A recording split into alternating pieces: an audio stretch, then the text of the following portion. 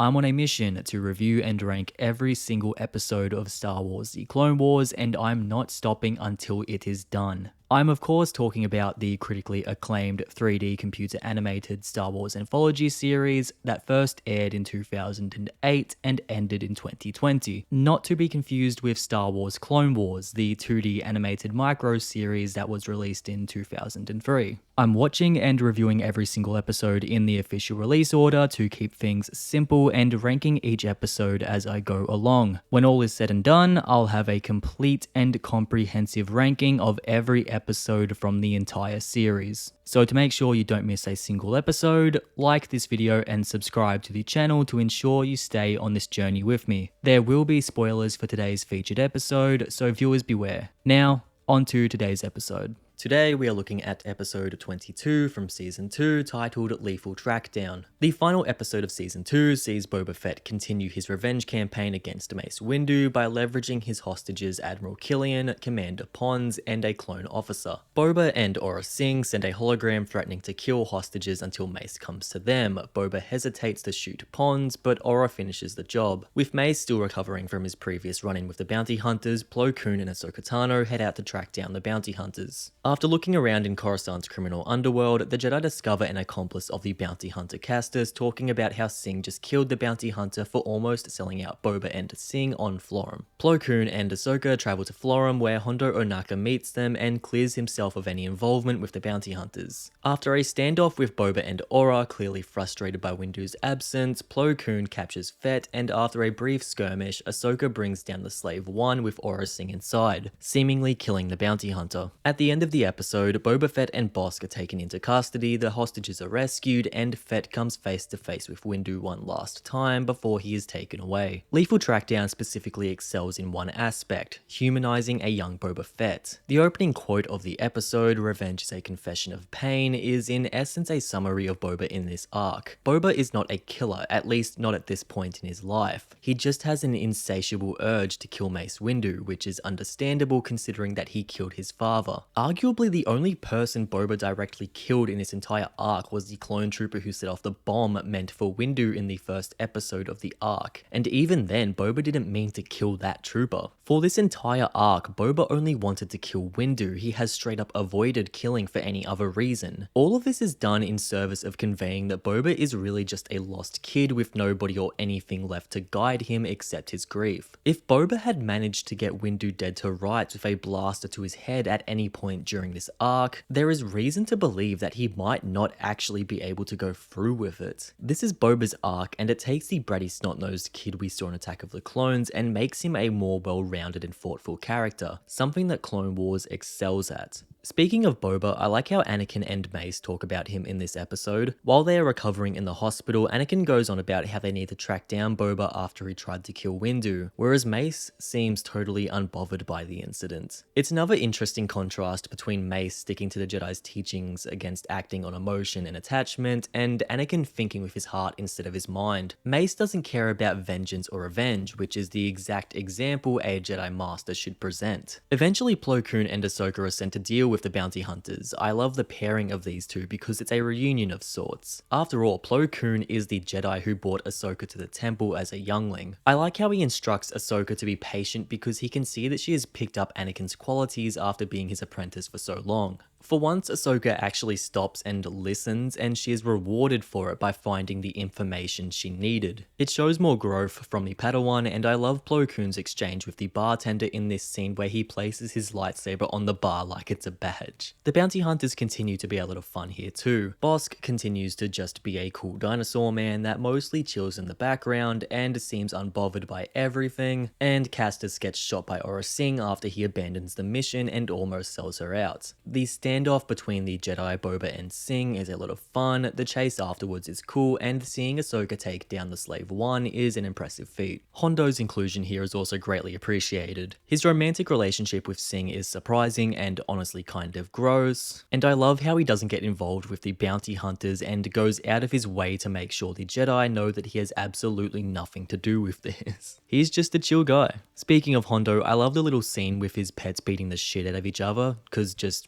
why? Also, RIP to Commander Pons, bro survived multiple missions with Mace Windu only to get shot in the back of the head and dumped into space. Lethal Trackdown caps off Clone Wars' second season with a suitably explosive finale. The bounty hunters continue to be a lot of fun, Boba gets some much needed fleshing out, and the pairing of Ahsoka and Plo Koon is a highlight. Ahsoka continues to prove her skills are improving with each episode, and we continue to see that the Clone Wars isn't the only problem that the Jedi have to deal with on a day-to-day basis. And that was Lethal Trackdown. Ranking it against every other episode of Clone Wars I've reviewed so far, it currently sits at number 22. Will it hold this place? Only time will tell. And here is the complete ranking so far, with Season 2 now complete.